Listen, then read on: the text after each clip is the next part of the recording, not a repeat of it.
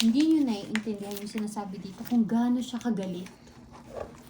When I was reading it, sabi ko, wow, sabi ko, ang tindi ng galit niya. Kasi anong sinabi niya? Disaster after disaster is coming your way. Sino naalala ko? Pilipinas. Disaster is coming. Padagdag ng padagdag yung disaster hanggat ma-realize mo na even yung pera mo, even family mo, even is hindi makakatulong sa'yo. Sobrang bigat nung verse na parang sabi ko, Lord, kung titingnan nyo siya ng ganito, guys, Lord, grabe yung galit mo sa mga taong makasalanan. Sabi nga ni Ate Carlene, di ba? Lahat ng ginawa mo sa mundong to, lahat ng masama mong ginawa, may kapalit. Di ba? And yung kapalit nun, it's not a reward. Anong kapalit niya? Punishments, di ba? Disaster after disaster. Diba? Sabi pa dito, for what God has said applies to everyone. It will not be changed. Kasi nga, lahat ng tao ay nagkasala. Everyone fell short of the glory of God. Lahat tayo nagkasala. Kaya sabi ko, Lord, are you showing us right now what can happen?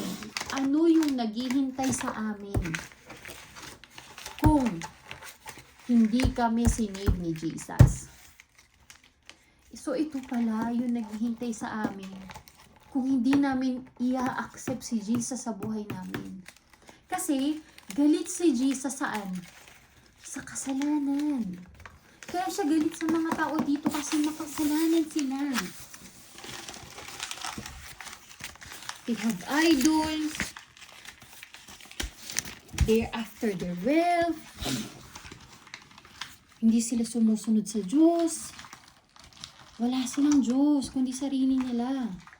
And that is exactly who we are right now. Look at yourself. Look at yourself. Do not take this lightly. Ang Bible ay galing sa salita ng Diyos. Hindi ito kwento tulad ng libro. Do not take this lightly. Because it's a warning.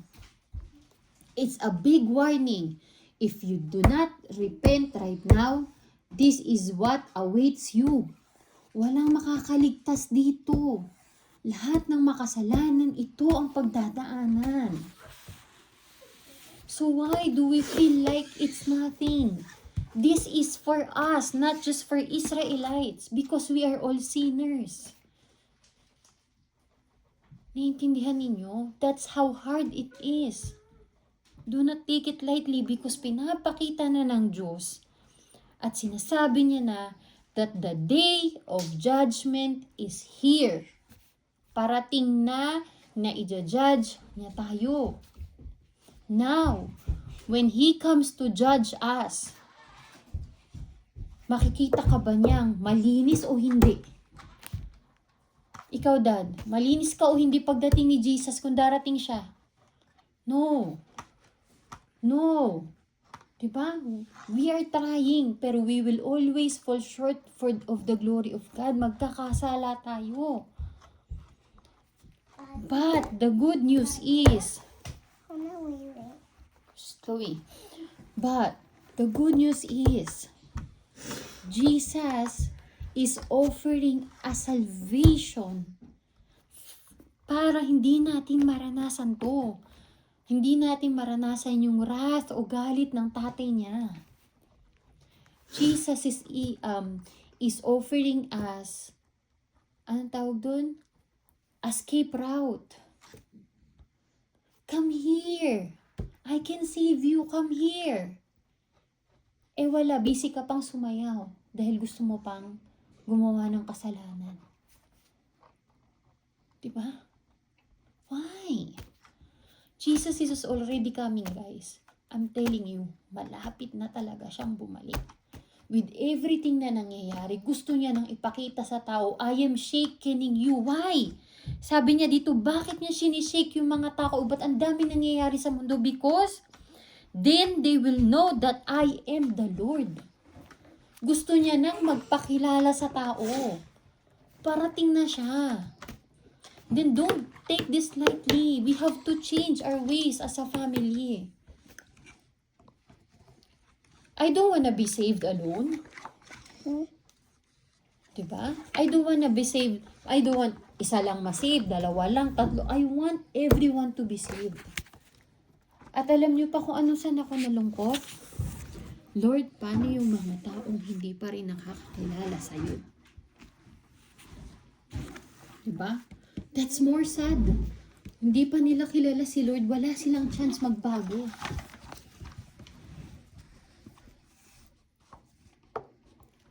Like I've said, guys, ang kapalit ng kasalanan ay kamatayan.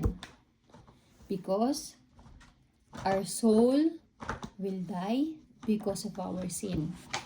At destruction is awaiting us sa pagbabalik ni Jesus Christ. Now, what I'm trying to say is, this is what awaits us for those people who doesn't know and believing in Jesus yet. Well, yes, you can know Jesus. I know Jesus. I know Obama. I know Trump. But do I have a relationship with them? No, I just know them. Jesus calls for a relationship. Not just I know. No, hindi. Gusto ng Lord, makilala mo siya kasi gusto kanyang i-save. Ayaw niya yung, oo, naniniwala ako sa kanya, pero hindi ka sumusunod. Naintindihan ninyo? Alam niyo kung ano yung natutunan ko? Recently lang, isinare ko to kay Daddy. Ang revelation sa akin ni Lord.